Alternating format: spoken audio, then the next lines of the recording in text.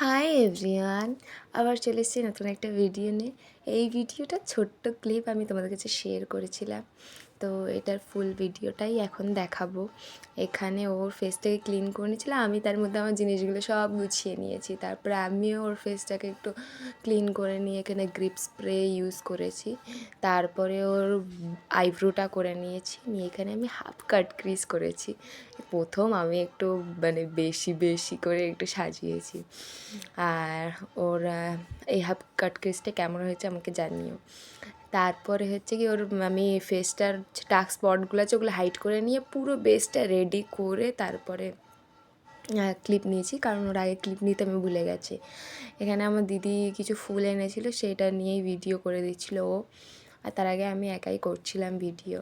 তারপরে ওর হেয়ার স্টাইলটা আমি একটু ইউনিক করার চেষ্টা করেছি। এরকম হেয়ার স্টাইল আমি প্রথমবারই করলাম, আর একটু অ্যাডভান্সের ওপর রেখেছিলাম। সামনে লাইনিং করেছিলাম আর পিছনে একটা বান টাইপসের করেছিলাম।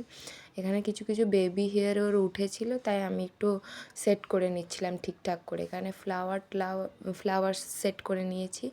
দেন আমি ওর লিপসটা ড্র করে নিচ্ছি। নিউড লিপস্টিক রেখেছিলাম, যেহেতু আই মেকআপটা অনেক বোল্ড হয়ে গেছে, অনেক হেভি হয়ে গেছে, ওই জন্য।